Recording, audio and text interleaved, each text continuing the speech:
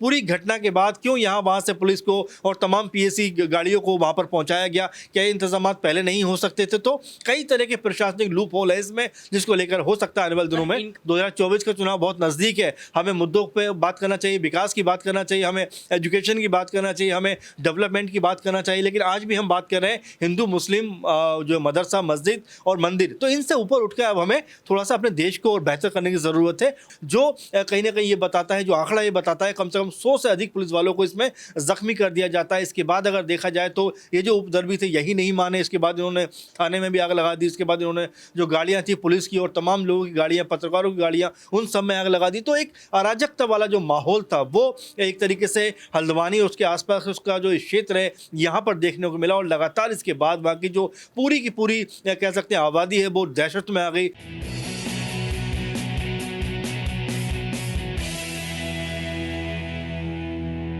नमस्कार, आप देख रहे हैं नेक्स्ट 9 आवाज में हूं आपके साथ सिराज। उत्तराखंड का हल्द्वानी जिला एक बार फिर से चर्चा में है। चर्चा में इसलिए क्योंकि जिस तरीके से वहां पे हिंसक घटनाएं हुई हम सबकी आंखों से परे नहीं है। लेकिन क्या इस कह सकते हैं हिंसा को राजनीतिक एंगल देने का प्रयास किया जा रहा है? क्या चुनाव को मद्देनजर देखते हुए ये सारी क्रियाएं हो रही हैं? क्योंकि कहीं ना कहीं जिस तरीके से अवैध अतिक्रमण जो हटाया गया उसमें मदरसे और मस्जिद भी शामिल है, और उसके बाद से हिंसा भड़की, पुलिस वालों पर पथराव भी हुआ और आगे भी लगाई गई गाड़ियों में, कह सकते हैं पुलिस थानों में भी। लेकिन कहीं ना कहीं उस पुलिस वालों में जो पुलिस वाले थे उसमें मुस्लिम भी होंगे, हिंदू भी होंगे, सिख भी होंगे, सारे समुदाय के लोग होंगे, और करीब 100 से ज़्यादा पुलिस के जो कर्मी हैं वो घायल बताए जा रहे हैं। साथ ही में वहाँ पे जिस तरीके से उत्तराखंड की सरकार ने आदेश दे दिया था कि जो उपद्रवी हैं उनको तुरंत जो है शूट कर दिया जाए, गोली मार दी जाए, तो उसमें 6 लोगों की कह सकते हैं जान भी गई। लेकिन इन सबके बीच आज हम समझने का प्रयास करेंगे कि आज आखिर इस घटने की पीछे की वजह क्या है, जो अब तक कहीं ना कहीं खुलकर सामने नहीं आई है, और आने वाले दिनों में इसका क्या प्रभाव पड़ सकता है। मेरे साथ मेरे सहयोगी अमन सर मौजूद है। सर, जिस तरीके से हमने हल्द्वानी का यह घटना देखा है, किसी की आंखों से ये कह सकते हैं दूर नहीं है। तो अभी जिस तरीके से शूट करने के आदेश दिए गए उसमें 6 लोगों की मौत भी हुई और करीब जो है पुलिस वाले पथराव हुए उनके ऊपर, तो 100 से ज़्यादा पुलिसकर्मी भी घायल हुए। कैसे देख रहे हैं आप? देखिए, बिल्कुल हल्द्वानी का मसला है, लगातार ये अतिक्रमण का मामला है जो पहले भी उठता रहा है, और अभी अगर देखा जाए तो वहाँ पर इस बात को लेकर चर्चा थी कि जो अवैध तरीके से मस्जिद का और मदरसे का जो निर्माण किया गया उसको लेकर ये सारा का सारा प्रोसेस था। यहाँ पर ये बात भी कही गई कि भाई जब कोर्ट का ये आदेश आया है, अदालत ने जब ये बात कही है तो आखिर आपको ये हटा लेना चाहिए। लेकिन आखिर क्यों ये हटाया नहीं गया, क्यों इसके ऊपर इतना जो है विरोध होना शुरू हो गया, और क्यों इसके ऊपर इस तरह की कार्रवाई होती हुई नजर आई, ये सवालों के घेरे में अब इसमें सवाल ये लगातार उठ रहे हैं कि क्या वाकई में लोग जो थे उन्होंने इस तरह का उपद्रव मचाया, या जिस तरह से पुलिस की कार्रवाई वहाँ पर हुई उससे वो कहीं ना कहीं परेशान नजर आए, और साथ में राजनीतिक रंग भी इसको देने का लगातार प्रयास किया जाए। लेकिन महत्वपूर्ण मसला ये है कि अगर कोर्ट से कोई आदेश आया तो उसको जो है मानना चाहिए, उसके जो भी उन्होंने आदेश दिया उसको हमें कह सकते हैं सर्वमान्य रूप से उसको जो है उसका पालन कराना चाहिए। लेकिन जिस तरह से कुछ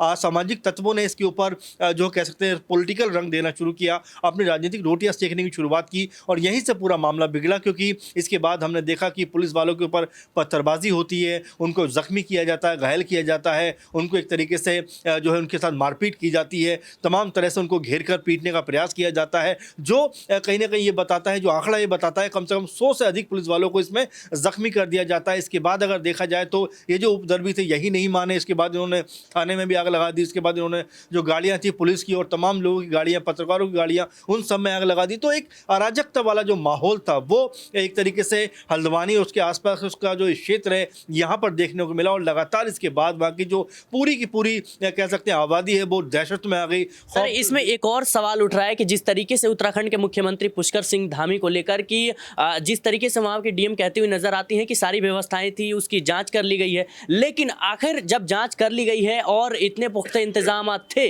तो फिर वहाँ पे लोग इकट्ठा कैसे हुए और वहाँ पे पत्थर कहाँ से आए, ये सबसे बड़ा सवाल है। देखिए, बिल्कुल, और वंदना सिंह जो वहाँ की डीएम है ने इन नैनीताल से उन्होंने ये बात कही भी कि भाई जिस तरह से 30 जनवरी तक की बात है, हमने देखा कि वहाँ पर छतों पर कोई पत्थर नहीं थे, हमने उसको बाकायदा चेक भी किया था। लेकिन आखिर अगर उन्होंने पहले चेक किया था तो जब इस तरह की जो उनकी टीम गई उससे पहले क्या उन्होंने वो सब चेक किया था? नहीं किया है। तो अपने आप में आप ये मानकर चलिए सिराज कि यहाँ पर जो है प्रशासनिक कहीं ना कहीं लापरवाही का भी ये एक नमूना ज़रूर सामने आ रहा है कि वहाँ पर जो प्रशासन है उसने अपना काम क्या मुस्तैदी से नहीं किया। एक सवाल। दूसरा सवाल ये भी कि जब जो डीएम है वंदना सिंह, उनको जब चीज़ों के बारे में पता था, क्योंकि ये अल्पसंख्यक समुदाय के लोग वहाँ पर ज़्यादा रहते हैं, तो इस तरह से आधी अधूरी कह सकते हैं तैयारी के साथ में वहाँ पर जाना कितना सही था, इसको लेकर भी अब सवाल उठते हुए नजर आ रहे हैं। और साथ में ये भी उठते हुए सवाल नजर आ रहे हैं कि क्या ये सही समय था? क्या कुछ समय के डिले करके इसको कुछ समय के बाद नहीं किया जा सकता था? इसको लेकर भी सवाल उठते हुए दिखाई पड़ रहे हैं, क्योंकि अब लोकसभा चुनाव बहुत करीब है। और उससे महत्वपूर्ण बात की सिराज की, वहाँ पर अगर आप देखें तो यूसीसी को पारित किया गया, यानी कि विधानसभा में पेश किया गया, उसके बाद वो पास हो जाता है। और एक तरीके से मुस्लिमों में दहशत फैलाने के लिए तमाम सारे जो विपक्षी नेता हैं वो तमाम तरह के बयानबाजी करते हुए नजर आते हैं कि ये तो भाई मुस्लिमों को दबाने के लिए किया जा रहा है। तो इसके कई तरह के मायने देखे जा रहे हैं कि क्या ये जो पूरे का पूरा प्रोसेस था, पूरे का पूरा जो ये माहौल बना, क्या ये इन नेताओं की बयानबाजी के बाद बना, और क्या ये सिर्फ मदरसा को तोड़ने का ही एक कह सकते हैं कि परिणाम है, या यूसीसी को जो जिस तरह पेश किया गया, पारित किया गया, उसकी कह सकते हैं परिणाम स्वरूप ये जो है प्रतिक्रिया देखने को मिल रही है। तो कई तरह के सवाल है, लेकिन जवाब फिलहाल अभी किसी के पास नहीं है। जांच एजेंसियां लगातार इसमें जांच कर रही हैं कि जो इसमें शरारती जो तत्व थे, उपद्रवी जो तत्व थे, आखिर क्या वो उसी कह सकते हैं कि इलाके के लोग थे, या फिर इनको बाहर से कहीं प्लांट किया गया था। क्योंकि वहाँ के लोग जो आप वीडियो भी देखेंगे तो कई जगह पर उनके जो लोग हैं वो महिलाओं को पीछे करते हुए नजर आते हैं कि भाई आप छोड़िए, इस तरह से आप पुलिस वालों पर हाथ मत उठाइए। इस तरह की चीज़ें भी वहाँ पर नजर आ रही है। तो आखिर ये फिर कौन लोग थे, क्यों इन्हें इतना मौका दिया गया? और सबसे बड़ी बात की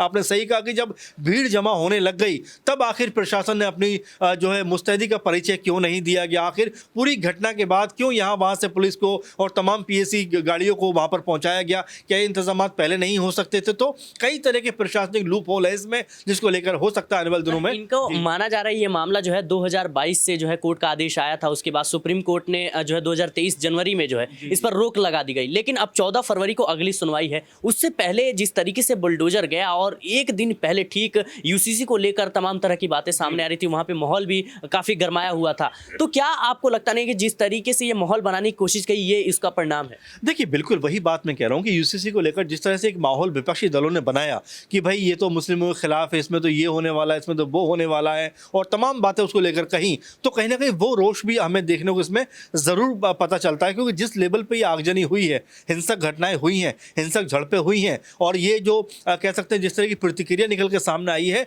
वो उसका अंदाज़ा मेरे ख्याल से पुलिस को भी शायद रहा होगा कि इस लेवल पे ये चीज़ निकल कर सामने आएगी। लेकिन हाँ, इसमें वाकई जो ये कहा जा रहा है कि जो इंटेलिजेंस इनपुट है कि इसमें कुछ बाहरी ताकतों का भी इसमें हाथ हो सकता है। कुछ लोग ये भी कहते हुए नजर आ रहे हैं कि बांग्लादेशी घुसपैठी भी इसमें शामिल हो सकते हैं। कुछ लोग कह रहे हैं कि रोहिंग्या मुस्लिम भी इसमें शामिल हो सकते हैं। कुछ जो है कुछ और भी जो है चीज़ों की को कहते हुए नजर आ रहे हैं। तो अभी ये सब जांच का विषय है, जांच के बाद ही निकल के जो है सामने आ पाएगा कि एक्चुअली इसके पीछे की वजह क्या थी, कौन ताकतें थी जो लगातार हल्द्वानी जिसको लेकर ये कहा जाता है कि वहाँ से पहाड़ों की जब शुरुआत होती है तो एक खूबसूरत जो है कह सकते हैं कि व्यू वहाँ से निकल कर सामने आता है। लेकिन अभी जो मौजूदा देश का माहौल है, इसमें राम मंदिर को लेकर भी काफ़ी ज़्यादा विवाद खड़े हुए थे। वो मामला जो है सुप्रीम कोर्ट में सुलझता हुआ नजर आया। लेकिन ज्ञानवापी और शाही ईदगाह जैसे मसले हैं, और दिल्ली में जिस तरीके से एक मस्जिद थी जो 600 साल पुरानी मस्जिद थी महरौली में, उसको भी तोड़ा गया। तो ये तमाम पहलुओं पर नजर डालें तो कहीं ना कहीं इस बात को लेकर मुस्लिम समुदाय है उसमें कह सकते हैं पहले से ही गुस्सा भरा हुआ था इन तमाम बातों पर। देखिए सिराज, मुझे ऐसा लगता है कि अभी ये सब मसलों पे एक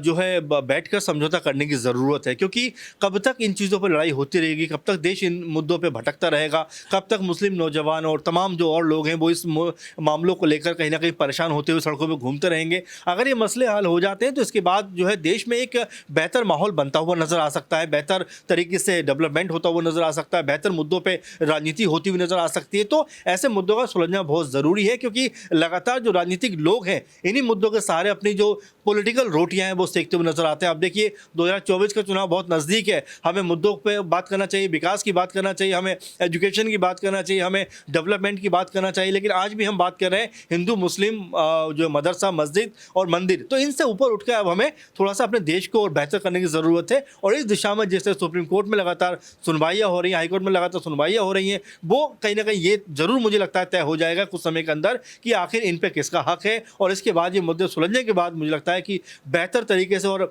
अच्छे सोच के साथ में हमारा देश आगे ज़रूर बढ़ सकता है। जी बिल्कुल, कहीं ना कहीं अगली सुनवाई जो है 14 फरवरी को है, लेकिन उससे पहले जिस तरीके से उत्तराखंड के हल्द्वानी में यह मामला देखने को मिला है, ये बेहद कह सकते हैं आपत्तिजनक है, क्योंकि जिस तरीके से पुलिस वालों पर भी हमले हुए और करीब जो शूट के दौरान जो वहाँ पे 6 लोगों ने जो है जान गंवाई, तो ये भी कहीं ना कहीं एक सोचने का विषय है कि अभी देश में चुनावी माहौल है, ऐसे में तमाम तरह की बातें सामने आएगी, तमाम तरह की अफवाहें सामने फैलेंगी, तो कहीं ना कहीं इस समय जो है सतर्कता बरतने की मौजूदा स्थिति है, इसमें सतर्कता बरतनी चाहिए और जो है खुद को ध्यान में रखना चाहिए, किसी भी तरीके से कोई भी हिंसक घटना को अंजाम नहीं देना चाहिए। फिलहाल के लिए इस खास पेशकश में इतना ही। देश और दुनिया की तमाम खबरों के लिए बने रहे नेक्स्ट 9 आवाज के साथ।